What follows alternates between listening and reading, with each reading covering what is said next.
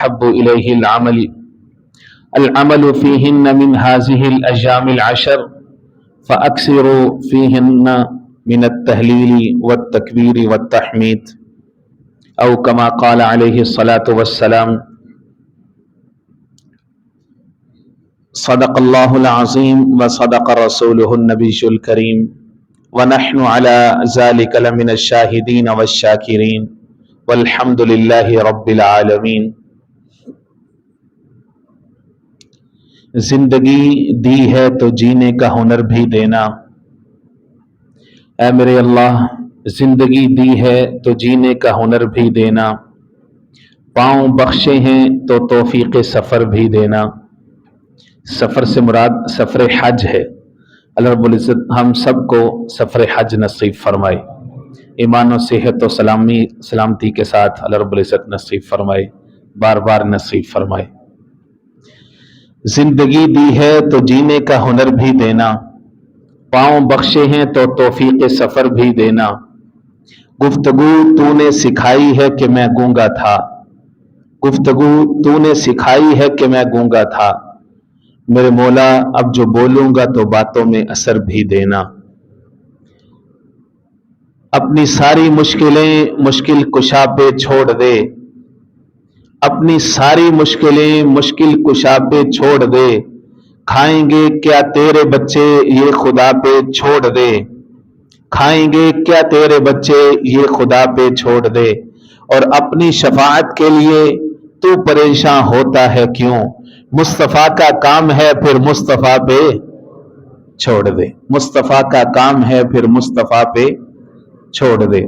بلغ العلا بکمالہ کشف الدجا بجمالہ حسنت جمیع خصالہ صلو علیہ وآلہ صلی اللہ علیہ وآلہ وسلم۔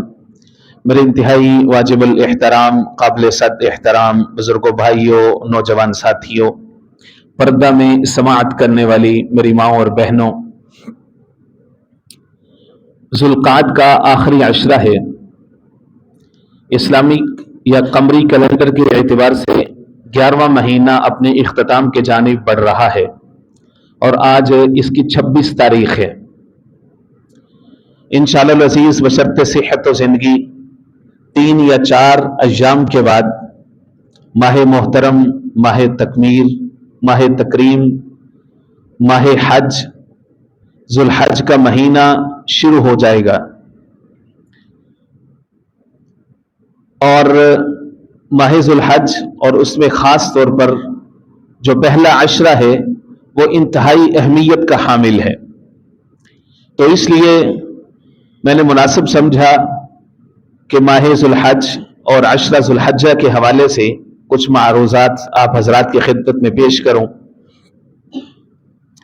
5 وجوہات ایسی ہیں قرآن و سنت کی روشنی میں کہ جس کی وجہ سے ماہ ذوالحج کی اور خاص طور پر عشرہ ذوالحج کی بہت زیادہ اہمیت ہے۔ سب سے پہلی بات تو یہ کہ ماہ ذوالحج کے اپنے نام کے اندر حج موجود ہے۔ ذوالحج، ذوالحج یا ذوالحج، ذو زی یا ذا کا مطلب ہے والا، ذوالحج کا مطلب کیا ہوگا؟ حج والا مہینہ۔ تو حج جس طرح سے افضل عبادت ہے، جتنی جامع عبادت ہے، عبادت 2 طرح کی ہوتی ہیں۔ علماء فرماتے ہیں عبادت 2 طرح کی ہیں۔ کچھ عبادت ایسی ہیں جو بدن سے ادا کی جاتی ہیں، کچھ عبادت ایسی ہیں جو مال سے ادا کی جاتی ہیں، یعنی مالی عبادات اور بدنی عبادات۔ کلمہ ہے زبان سے ادا ہوتا ہے، یہ بدنی عبادت ہے۔ نماز ہے سارے اعضاء سے ادا ہوتی ہے، بدنی عبادت ہے۔ روزہ ہے بدنی عبادت ہے، جسم بھوکا اور پیاسا رہتا ہے۔ زکوٰۃ ہے یہ مالی عبادت ہے، اس میں مال صرف ہوتا ہے۔ حج جامع عبادات میں سے ہے کیونکہ یہ مالی بھی ہے، یہ بدنی بھی ہے، کمپریہنسو جامع عبادت ہے۔ اور علماء نے عجیب نکتہ لکھا ہے، فرمایا کہ جو کلمہ ہے یہ ذاکرین کی عبادت ہے، جو نماز ہے یہ عابدین کی عبادت ہے، جو مٹے ہوئے لوگ ہوتے ہیں، عاجز لوگ ہوتے ہیں. اور فرمایا جو روزہ ہے یہ زاہدوں کی عبادت ہے، جو زکوٰۃ اور صدقہ ہے یہ مالداروں کی عبادت ہے، اور حج عاشقوں کی عبادت ہے. اللہ وہاں کی ٹھنڈی بہاریں ہم سب کو نصیب فرمائے، اہل خانہ کے ساتھ نصیب فرمائے. عاشق ہے، مجنوں ہے، اللہ کی محبت میں گرفتار ہے، خانہ کعبہ کے چکر لگاتا ہے، وہ صفا مروہ دور دور تک لمبا واک کرتا ہے، چلتا ہے، مینا جاتا ہے، عرفہ جاتا ہے، تھکا ہارا ہے، کبھی جانور کو قربان کرتا ہے، اور مختلف ایسے اعمال سر انجام دیتا ہے کہ بظاہر انسان کو اس کا کوئی فزیکل نتیجہ نظر نہیں آ رہا ہوتا، سارے کے سارے عاشقوں والے عمل کر رہا ہوتا ہے کہ جیسے اللہ کے لیے اپنے آپ کو مٹا چکا ہے. حضور پاک علیہ الصلوۃ والسلام نے فرمایا اللہ کو اتنا یاد کرو، اتنی زیادہ اطاعت کرو کہ لوگ تمہیں پاگل اور مجنوں کہنا شروع کر دیں. اللہ اکبر، اتنی محبت چاہیے. والذین آمنوا اشد حبا للہ، فرمایا کہ جو مومن ہے وہ سب سے سخت محبت اللہ کی ذات کے ساتھ کرتے. اشد حبا للہ، اشد شدت سے ہے، سب سے سخت محبت. کیا مال، کیا جان، کیا عزائم، کیا ارادے، کیا خواہشات، ہر چیز. دل ہو کہ جہاں تجھ سے کیوں کر عزیز رکھنا، دل ہے سو چیز تیری، جاں ہے سو مال تیرا. جو دل چاہے تو دل لے لو، جو جاں چاہے تو جان لے لو، ہر چیز اللہ کے لیے. تو اس مہینے کی اور اس عشرے کی اہمیت کی سب سے بڑی وجہ یہ ہے کہ اس کے اندر حج موجود ہے. حج کی نسبت کی وجہ سے یہ مہینہ اور یہ ایام افضل ہیں. دوسری وجہ علماء نے لکھی ہے کہ ذوالحج یہ اشہر حرم میں سے ہے. 12 مہینوں میں سے 4 مہینے ایسے ہیں کہ جن کو اشہر حرم کہا جاتا ہے. انتہائی زیادہ محترم حرمت والے مہینے ہیں.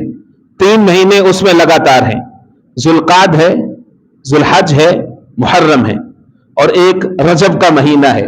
یہ 4 مہینے وہ ہیں کہ زمانہ جاہلیت میں کفار، مشرکین، بت پرست، دین ابراہیمی سے دور لوگ، سال ہر سال تک چھوٹی چھوٹی باتوں میں جنگ کرنے والے لوگ ان 4 مہینوں کے اندر جنگ کو بند کر دیا کرتے تھے. یہ امن کے دن ہیں. تو ذوالحج بھی انہی 4 مہینوں کے اندر شامل ہے. تیسری وجہ یہ ہے کہ جب آپ قرآن مجید کا مطالعہ کرتے ہیں تو آپ کو کئی ساری جگہوں پہ نظر آتا ہے کہ اللہ جل شانہ قسمیں اٹھا رہے ہیں مختلف چیزوں کی. لا اقسم بیوم القیامہ ولا اقسم بالنفس اللوامہ، الحاقۃ ما الحاقہ وما ادراک ما الحاقہ والتین والزیتون وطور سینین وہذا البلد الامین. قسمیں ہیں قرآن مجید میں کئی سارے مقامات پر. ایک مقام قسم سورۃ الفجر کے اندر ہے، اس کا آغاز قسموں سے ہوتا ہے. والفجر، فجر کی قسم ہے. ولیال عشر، 10 راتوں کی قسم ہے. واللیل اذا یسر والشفع والوتر واللیل اذا یسر. شروع کے اندر اللہ رب العزت نے 5 قسمیں اٹھائی ہیں. حسین اکرام رحمہ اللہ فرماتے ہیں کہ اللہ رب العزت نے فجر کی جو قسم اٹھائی ہے، یہاں فجر سے مراد جب ذوالحج کے مہینے کا آغاز ہوتا ہے تو اس کی جو پہلی صبح ہوتی ہے وہ اللہ کو اتنی عزیز ہے، اتنی پیاری ہے کہ اس فجر کی اللہ نے قسم اٹھائی ہے. جیسے ہی ذوالقعدہ مکمل ہوتا ہے، 29 یا 30 ایام اس کے پورے ہوتے ہیں، رات شروع ہوتی ہے. چونکہ جو اسلامک ہیرارکی ہے اس میں پہلے رات ہے، دن اس کی تابع داری میں آتا ہے. تو رات سے نئے دن کا آغاز ہوتا ہے، نئی تاریخ کا آغاز ہوتا ہے. تو جیسے ہی نئی صبح پھوٹتی ہے یکم ذوالحج کی، اللہ فرماتے ہیں مجھے تو اس سے پیاری بڑا والفجر ولیال عشر، میں اس فجر کی قسم اٹھاتا ہوں. عبداللہ بن عباس رضی اللہ تعالیٰ عنہ یہ فرماتے ہیں کہ یہاں فجر کی جو قسم اٹھائی گئی ہے یہاں سے مراد ہے 10 ذی الحج کی صبح، جب یوم نحر ہوتا ہے. ہزاروں لاکھوں حجاج قربانی کی تیاری کرتے ہیں اور دنیا بھر کے اندر کروڑوں مسلمان نماز عید کی تیاری کر رہے ہوتے ہیں، اپنے اپنے مقام پر قربانی کی تیاری کر رہے ہوتے ہیں. حاجی وہاں پہ کوئی رمی کی فکر کر رہا ہے اور مختلف مناسک حج کے اندر مصروف ہیں. یہ وہ صبح ہے کہ جس صبح کو اللہ رب العزت انسانیت کے اوپر سب سے زیادہ خوش ہوتے ہیں. اس لیے 10 ذی الحج کی فجر کی اللہ رب العزت نے قسم اٹھائی ہے. صرف فجر کی قسم نہیں اٹھائی. فرمایا والفجر ولیال عشر، 10 راتوں کی قسم ہے. جب 10 راتیں کہا تو چونکہ رات سے نئی تاریخ کا آغاز ہو رہا ہے تو اس کے تابع داری میں 10 دن بھی شامل ہو گئے. گویا کہ 10 راتوں کی بھی اللہ نے قسم اٹھائی ہے. جس طرح اللہ کو یہ 10 راتیں عزیز ہیں، ان 10 راتوں کے اعمال اللہ کو محبوب ہیں، ان کی عبادت، ان کا قیام، ان کی تلاوت، ان کا ذکر اللہ کو محبوب ہے. اسی طرح سے ان کے ساتھ ساتھ اگلا جو دن آتا جائے گا وہ 10 دن ان کے روزے، ان کا ذکر بھی اللہ کو اتنا ہی محبوب ہے. تو اس لیے اللہ رب العزت نے ان 10 راتوں کو بھی قسم اٹھائی ہے. والفجر ولیال عشر والشفع والوتر، جفت اور طاق. 1 2 3 4، کیا جفت کیا طاق، 1 3 5 7 9، سارے اللہ کو عزیز. 2 4 6 8 10، سارے دن ساری راتیں اللہ کو عزیز ہیں. والشفع والوتر واللیل اذا یسر، ہر ایک لمحہ اللہ رب العزت کو ان 10 راتوں کا عزیز ہے. علامہ ابن حجر اسقلانی رحمہ اللہ نے عجیب نکتہ لکھا ہے. بہت بڑے محدث ہیں، بلکہ محدثین کے بھی استاذ اور امام ہیں. حضرت یہ لکھتے ہیں کہ ان 10 راتوں کی یا ان 10 دنوں کے رب العزت نے قسم اس لیے اٹھائی ہے، یا یہ 10 دن اللہ کو اس وجہ سے محبوب ہیں کہ 5 بڑی بڑی عبادات ہیں: کلمہ، نماز، روزہ، زکوٰۃ اور حج. ان 10 دنوں میں وہ ساری کی ساری اکٹھی ہو جاتی ہیں. تکبیرات بھی اکٹھی ہو جاتی ہیں، نمازیں بھی ہیں، زکوٰۃ اور صدقات بھی ہیں، روزوں کا اہتمام بھی اللہ والے کرتے ہیں، اور حج بھی اس کے اندر کیا جاتا ہے. تو ساری عبادات اکٹھی ہونے کی وجہ سے ان 10 راتوں کی اللہ رب العزت نے قسم اٹھائی ہے.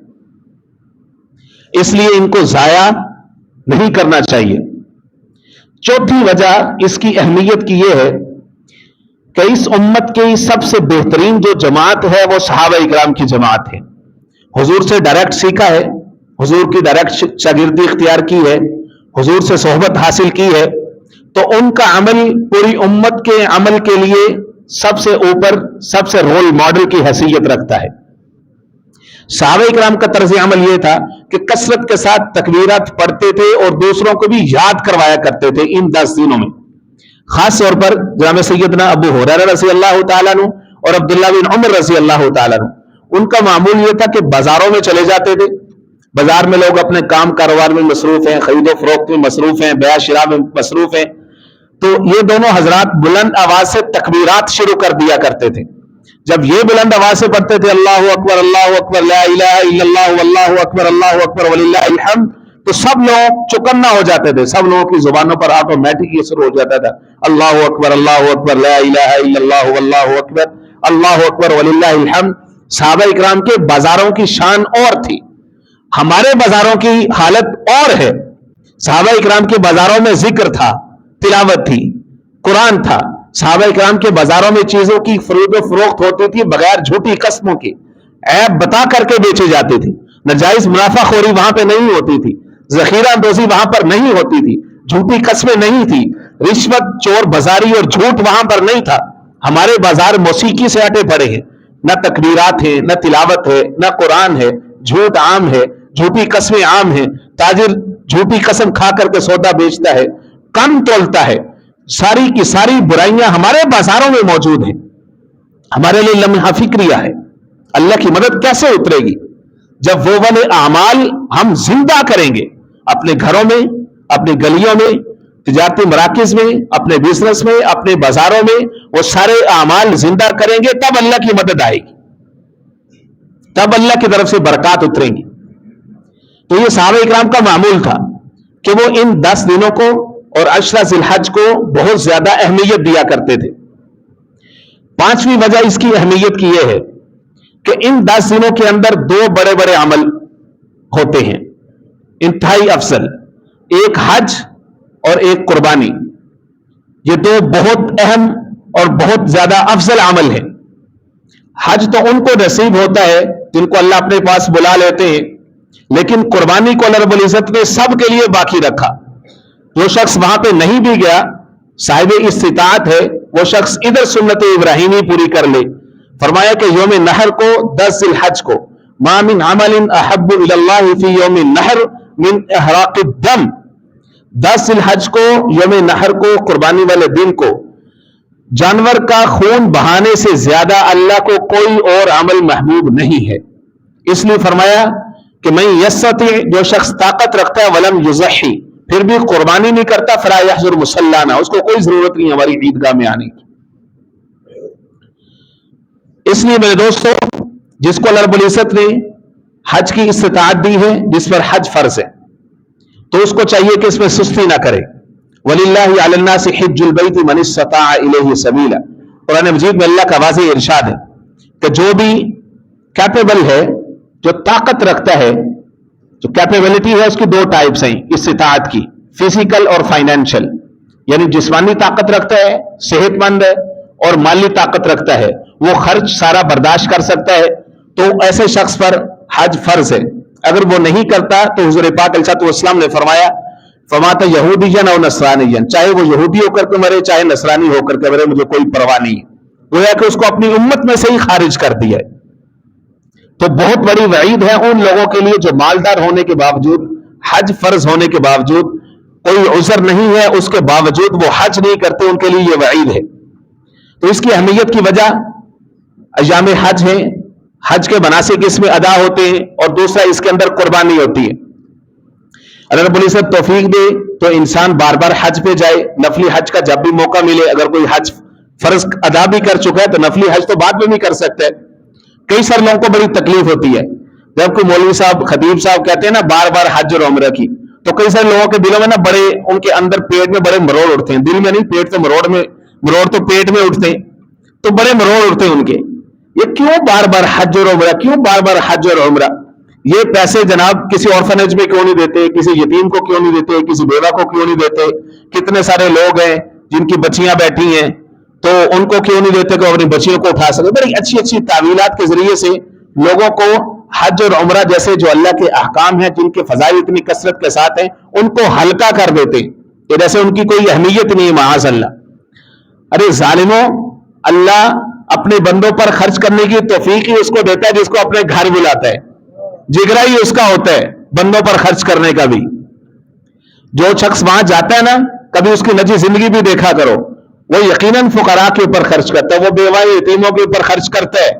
یہ الگ بات ہے کہ تمہارے سامنے اعلان نہیں کرتا، تمہیں شوق ہے کہ 70 طرح کی تصویریں مختلف اخباروں میں جائیں، تب تمہیں یقین ہوتا ہے کہ فلاں شخص نے فلاں بیوہ کی مدد کی ہے، فلاں صاحب نے راشن تقسیم کی ہے، ورنہ تم حسن ظن تو کسی کے بارے میں رکھتے ہی نہیں ہو۔ تو اس لیے فرمایا تابعوا بین الحج والعمرہ، صحیح ستہ کی روایت ہے، حج اور عمرہ کو بار بار کرو، ریپیٹ کرو، تابعوا بین الحج والعمرہ۔ اور فرمایا العمرۃ الی العمرۃ کفارۃ لما بینہما، ایک عمرہ کے بعد دوسرا عمرہ، اس کے درمیان کے جتنے گناہ ہیں، بعد والا عمرہ ان سارے گناہوں کو مٹا دیتا ہے۔ تو اللہ توفیق دے، اللہ مال دے تو بار بار کرنا چاہیے۔ حضور پاک علیہ السلام نے 4 دفعہ عمرہ فرمایا ہے، 4 دفعہ۔ پہلی دفعہ صلح حدیبیہ کے موقع پر نکلے، حدیبیہ کے موقع پر روک لیے گئے، اور وہاں پر معاہدہ امن ہو گیا۔ حضور پاک علیہ السلام نے عمرے کے جتنے اعمال وہاں پہ ہو سکتے تھے، حضور پاک علیہ السلام نے وہاں پہ فرمائے۔ احرام کو کھولا، حلق فرمایا، جانور قربان کیے، واپس تشریف لے کر کے آئے۔ اگلے سال 7 ہجری میں عمرۃ القضاء فرمایا، وہاں پر گئے، یہ 2 عمرے ہو گئے۔ تیسرا عمرہ حضور پاک علیہ السلام نے فتح کے بعد جعرانہ کے مقام سے احرام باندھ کر کے فرمایا۔ چوتھا عمرہ حضور نے حج کے ساتھ فرمایا 10 ذی الحج میں۔ تو یہ 4 عمرے حضور پاک علیہ السلام نے فرمائے، اور اعلان نبوت سے پہلے حضور پاک علیہ السلام ہر سال حج فرمایا کرتے تھے، مشرکین کی طرز پر نہیں، ملت ابراہیمی فطرت سلیمہ کے مطابق۔ اعلان نبوت کے بعد ہجرت سے پہلے تک حضور پاک علیہ السلام ہر سال حج فرمایا کرتے تھے۔ اب خلافت راشدہ کی مثال آپ کے سامنے ہے۔ سیدنا ابوبکر صدیق رضی اللہ تعالیٰ عنہ کا دور خلافت 2 سال ہے۔ پہلے سال حضرت کو 2 بڑی جنگیں لڑنی پڑی، ایک اس شخص کے ساتھ کہ جس نے نبوت کا جھوٹا دعویٰ کیا تھا، مسلمہ کذاب کے ساتھ جنگ ہوئی، مانعین زکوٰۃ، وہ لوگ جنہوں نے زکوٰۃ کو روک لیا تھا۔ پہلے سال جنگوں کی وجہ سے حضرت حج نہیں کر سکے، دوسرے سال حضرت نے حج فرمایا۔ خلافت فاروقی ہے، سیدنا عمر فاروق رضی اللہ تعالیٰ عنہ کی خلافت کا 10 سال کا عرصہ ہے۔ 10 سال کا عرصہ اسلامی تاریخ کا سب سے شاندار، روشن، نہایت پرامن اور اسلام کی مضبوط اور خوشحال حکومت۔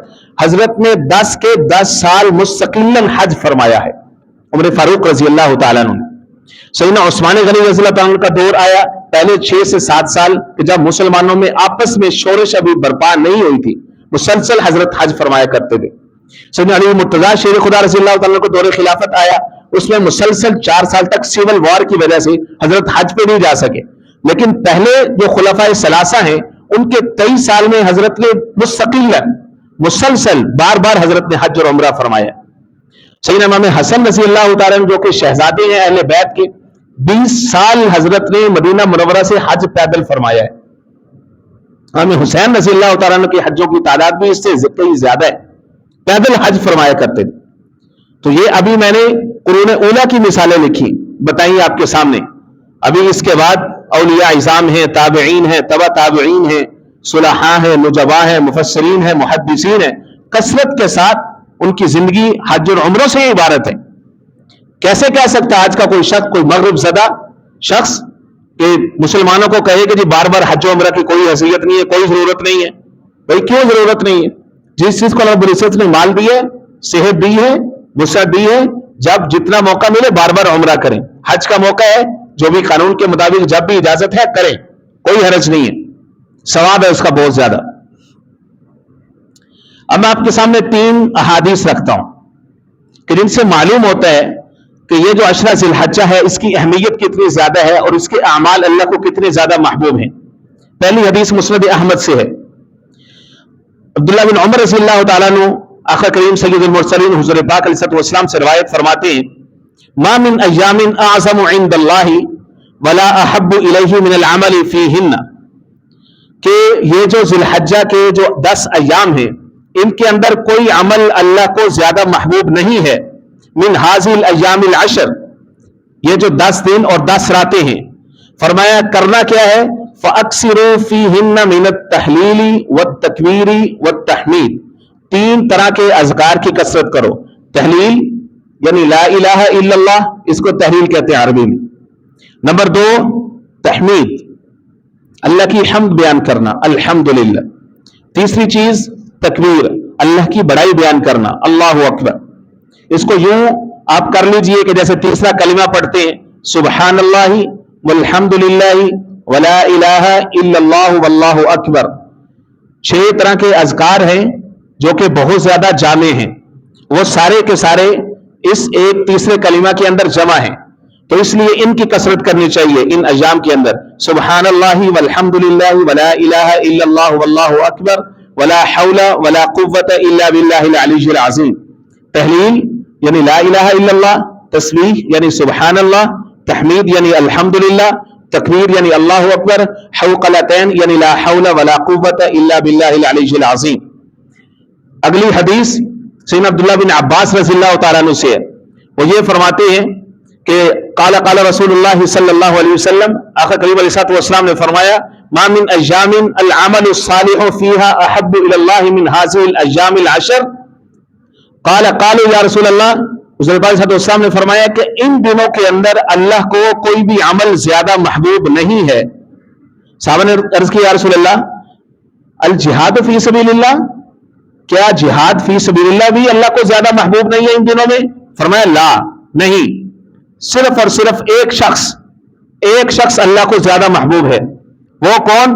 فرمایا رجل خرج بنفسہ ومالہ، ایک شخص اپنا مال بھی لے کر کے نکلا اللہ کے راستے میں، اپنی جان بھی لے کر کے نکلا اللہ کے راستے میں، ثم لم یرجع ذلک بشیء، اور واپس نہ مال لے کر کے آیا نہ جان لے کر کے آیا، مال بھی اللہ کے راستے میں، جان بھی اللہ کے راستے میں لٹا دی، فرمایا یہ شخص سب سے زیادہ افضل ہے۔ اس کے علاوہ ذوالحجہ کے جتنے اعمال ہیں وہ سارے کے سارے ہر ایک چیز سے افضل ہیں۔ دل ہو کہ جاں تجھ سے کیوں کر عزیز رکھنا، دل ہے سو چیز تیری، جاں ہے سو مال تیرا، جو دل چاہے تو دل لے لو، جو جاں چاہے تو جاں لے لو۔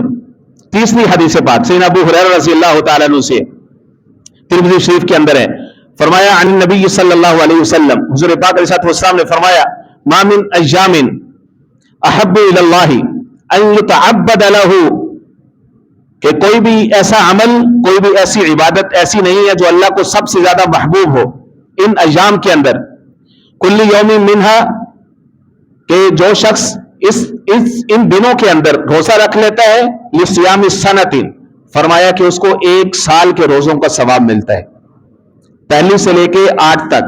جو یوم عرفہ ہے 9 ذی الحج ہے، جس کا تذکرہ اگلے جمعہ میں ہوگا، اس کی فضیلت تو اس سے بھی زیادہ ہے. یوم عرفہ کو جو شخص روزہ رکھتا ہے تو وہ 2 سال کے گناہوں کا کفارہ ہے، ایک پچھلا سال اور ایک آنے والا سال، تو اس کا ثواب تو بڑی کثرت کے ساتھ ہے. فرمایا وَقِيَامُ كُلِّ لَيْلَةٍ مِنْهَا، اور اللہ کو اس کی ہر رات کا قیام اتنا پسند ہے، بقیام لیلۃ القدر، جس طرح لیلۃ القدر کا قیام اللہ کو محبوب ہے، اس طرح عشرہ ذی الحجہ کی 10 راتوں کا قیام اللہ کو محبوب ہے. تو لہٰذا اس کی فضیلت بہت زیادہ ہے، اس میں سستی نہیں کرنی چاہیے. کرنے کے کام کیا ہے اس کے اندر؟ اب میں خلاصہ کر رہا ہوں آج کی پوری گفتگو کا. کرنے کے کام کیا ہیں؟ سب سے پہلا کام اس میں یہ ہے کہ کثرت ذکر، جو کہ پہلی حدیث پاک سے آ گیا. جو تکبیرات ہیں، تحلیل ہے، تحمید ہے، تسبیح ہے، جو بھی زبان پہ جاری ہو جائے، تیسرا کلمہ جاری ہو جائے، تو ساری تکبیرات اس کے اندر آ جاتی ہیں. پہلے 9 دنوں میں جو ہے تکبیرات مطلق ہیں. تکبیرات مطلق سے مراد یہ ہے کہ کسی بھی انداز میں اللہ کی بڑائی بیان کر لیں. 9 ذی الحج کے بعد سے آگے ایام تشریق شروع ہوتے ہیں تو اس میں تکبیرات مقید ہیں. تکبیرات مقید کا مطلب ہر نماز کے بعد پڑھتے ہیں اللہ اکبر، اللہ اکبر، لا الہ الا اللہ واللہ اکبر، اللہ اکبر وللہ الحمد. مرد بلند آواز سے اور عورتیں گھروں میں آہستہ آواز کے ساتھ. اور اسی طرح سے کچھ اور تکبیرات بھی، کچھ اور اذکار بھی احادیث سے ثابت ہیں، اللہ اکبر کبیرہ والحمد للہ کثیرہ وسبحان اللہ بکرۃ واصیلا. دوسرا کام کرنے کا یہ ہے کہ قربانی کا ارادہ کریں. جس شخص کا قربانی کا ارادہ ہو، فرمایا اس کے لیے افضل یہ ہے کہ وہ اپنے بالوں اور ناخنوں کو نہ کٹوائے جب تک کہ وہ قربانی نہ کر لے. اس کے بعد تیسرا کام کرنے کا یہ ہے کہ نوافل کی کثرت کریں، خاص طور پر تہجد کی نماز کی کثرت کریں. چوتھا کام کرنے کا یہ ہے کہ نفلی روزے رکھیں اس کے اندر جتنی توفیق ہو سکے. اور پانچواں کام کرنے کا یہ ہے کہ کثرت کے ساتھ تلاوت کو معمول بنائیں. ایک قرآن مجید کی تلاوت آسانی سے ہو سکتی ہے اگر ہر نماز کے بعد آدھا سپارہ اس کی تلاوت کر لیں، اور روزانہ کی بنیاد پر 3 سپاروں کی تلاوت اگر کر سکے تو ایک قرآن مجید ان 10 دنوں میں اس کی تلاوت مکمل ہو سکتی ہے. چھٹا کام کرنے کا یہ ہے کہ زبان کی حفاظت کریں. ظاہر ہے کہ جب زبان کے اوپر ذکر ہوگا تو انسان جھوٹ سے، چغلی سے، غیبت سے، جھوٹی گواہی سے، دوسرے کو زبان سے تکلیف دینے سے، گالم گلوچ سے، ساری چیزوں سے بچ جائے گا. ساتواں کرنے کا کام یہ ہے کہ سب سے افضل عمل ہے قربانی. اقوال کے اندر تکبیرات اور افعال کے اندر قربانی، اس کی تیاری کرنی ہے. اور اس کے بعد 8واں کام یہ ہے کہ کبیرہ گناہوں سے بچیں. زنا سے، اس کی طرف لے کے جانے والی چیزوں سے اپنی نظر کی حفاظت کریں. دیگر جتنے بڑے گناہ ہیں ان سے حفاظت کریں. مسند احمد کے اندر موجود ہے حضور پاک علیہ الصلوۃ والسلام 4 کام حضور نے ان کی بہت زیادہ پابندی فرمائی ہے. ایک عاشورہ کے روزے کی پابندی فرمائی ہے، یعنی 10 محرم کا. اور آخری سال یہ فرمایا کہ اگر اگلے سال رب العزت نے مجھے حیات بخشی تو میں اس کے ساتھ 1 سال 1 روزے کا مزید اضافہ فرماؤں گا، یعنی 9 یا 11. امت محمدیہ نے 2 روزے رکھنے ہوتے ہیں، یا تو 9 اور 10 یا پھر 10 اور 11. دوسری چیز، حضور نے فجر کی سنتوں کو کبھی ترک نہیں فرمایا. تیسرا یہ ہے کہ ہر مہینے میں 3 روزے رکھا کرتے تھے.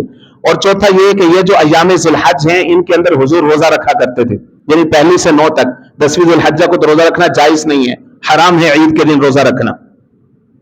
اور اس کے بعد یہ اعمال ہیں. 8ویں نمبر پر یہ ہے کہ جو قربانی کا جانور ہے اس کے اندر محتاط رہیں. کہ اتنے لوگوں نے ابھی تک قربانی کے جانور خریدنے ہیں، ان کے لیے میں ان کے سامنے کچھ چیزیں رکھنا چاہتا ہوں. پہلی چیز یہ ہے کہ مہنگے جانور خریدنے کے شوق میں اسراف نہ کریں. مطلب یہ ہے کہ آپ نے اتنا مہنگا جانور لے لیا ہے اور اس کے اندر گوشت جتنا آپ نے لیا ہے اس کی بجائے اگر آپ اس طرح کے 10 جانور خرید سکتے تھے اور زیادہ لوگوں تک گوشت پہنچ سکتا تھا تو وہ زیادہ بہتر چوائس ہی، بجائے اس کے کہ آپ نے مہنگا ایک ہی جانور لے لیا اور اس کی وجہ سے اگر تو آپ کے دل میں کبر آ گیا تو سمجھے آپ کی قربانی ویسی ہی گئی. تو اس لیے اس معاملے میں اعتدال کا مظاہرہ فرمائیں. اور اس کے علاوہ ایک بات یہ ہے کہ جانور صحت مند ہو، کوئی تجربہ کار شخص کو ساتھ لے کر کے جائیں. گائے کی عمر 2 سال ہونی چاہیے، اونٹ ہے تو 5 سال کا ہو. اسی طرح سے بکری بھیڑ ہے 1 سال کا ہو. بھیڑ کے لیے یہ ہے کہ 6 مہینے کا ہو، صحت مند بھی ہو اور کھڑا ہوا 1 سال کے برابر لگے تو اس کی بھی قربانی لگ جائے گی. اسی طرح سے کوشش یہ کریں کہ دن کی روشنی میں قربانی کا جانور خریدیں تاکہ رات کے اندر بعض دفعہ عیوب چھپ جاتے ہیں، اس سے بچیں. صحت مند جانور ہو. اور فرمایا کہ لنگڑا، کان کٹا ہوا اور اسی طرح سے بہت لاغر کہ اس کی ہڈیوں میں گودا نہ ہو، ایسے جانور کو خریدنے سے بچیں. ایسا جانور قربانی میں نہیں لگتا. صحت مند ہو، بہترین ہو، خوبصورت ہو، حاملہ جانور قربان نہ کریں. یہ والی وہ چیزیں ہیں، وہ احتیاطیں ہیں جو ہم میں سے ہر ایک کو کرنی چاہیے. اللہ رب العزت سمع نصیب فرمائے، ہماری قربانیوں کو، اعمال کو قبول فرمائے. وما علینا الا البلاغ.